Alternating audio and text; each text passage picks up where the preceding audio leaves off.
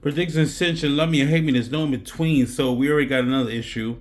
More layoffs from a big auto distributor of parts and everything. They said they're shutting down 700 stores.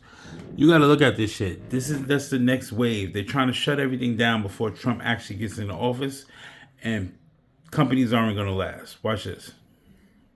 Watching your wallet tonight, and a big player in the auto parts game about to close more than 500 stores and, of course, cut jobs along with it. So we're talking about Advance Auto Parts. Fox 5's Kendall Green takes a look under the hood to find out why and if this could spell bigger trouble for the auto parts industry. Advance Auto Parts joins the growing list of retailers rolling back, announcing closures of more than 700 stores, including 523 corporate shops, 204 independent locations, and 4 distribution centers. No, it don't surprise me. Folks like Terrence, who hasn't been in one for more than 2 years, gets why. I have Audi, so I just go to Audi for everything I need. The dealership. Yes, the dealership. After revealing their last quarter's performance, the major chain's shares dropped 5%. Now the company's CEO shares the cuts are a part of creating value among shareholders. Now, Advance Auto Parts' move to close hundreds of their stores are signs of the times, and mechanics here at United Auto Repairs have seen those times changing and tell us that's no surprise. I could see them having hard times, especially with the COVID and everything else, and people not using their cars as much, and they're not breaking down as much. And like I said, a lot of people bought new cars. The father-son mechanic duo shares those new cars comes with lengthy warranties, cutting into business for both auto parts stores and mechanics, as customers at times bypass them both. Not to mention smart cars, also reducing the need for traditional auto parts. If you don't have the volume of the cars breaking down as much, you really don't need that many places to sell you the parts. And there are probably a lot of places out there to sell them. So with stores like Pep Boys right next door, should they be on notice?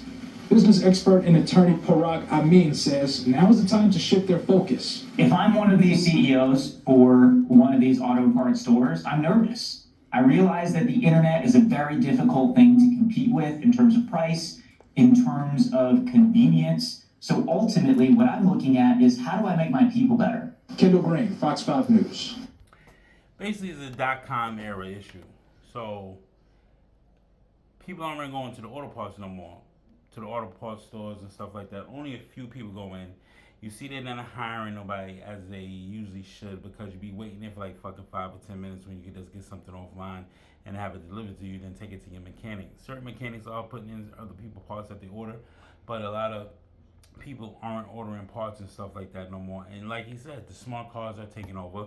Smart cars, Teslas, anything electric, people are using those more than anything. So they are losing out, and the industry isn't as competitive no more, because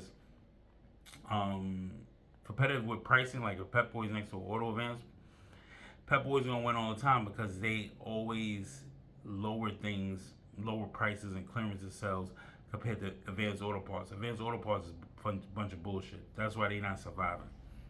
They've been suckers from the get-go, and they will remain suckers no matter what.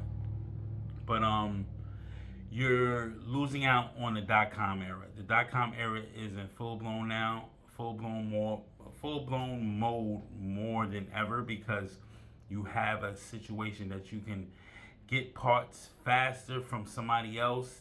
Because remember, the dealership started their own websites now. The dealership is selling you parts 40-50% off as well, so they could get rid of the parts and only charge you $30 when you bring the part in, instead of charging you full price for the part and actual labor installation. So you're winning when you go and fucking with the dealers, because the dealers is accepting that you buy the parts offline, bring it to them, and it's much cheaper. Like I got a harmonic balancer for the charger.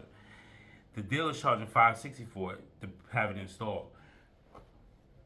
Excuse me, I got it off the Mopar website, got it for $313.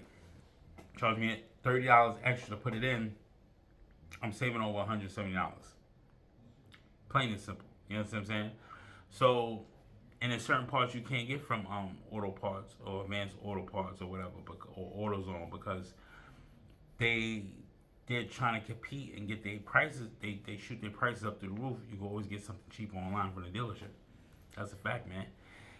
Auto industry is enslaved. It's enslavement right now, but it is what it is, man. Predicts ascension. Love me or hate me. There's no in between. Like, comment, subscribe. Help me with the motherfucking algorithm. You already know. it's the way is the way. But we're gonna make America great again. Shout out to Trump. Shout out to John Jones for winning that UFC championship heavyweight fight. And we're gonna get it back going, man.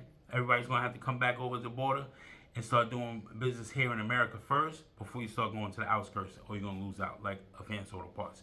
You already know. Like, comment, subscribe. Help me on the motherfucking algorithm.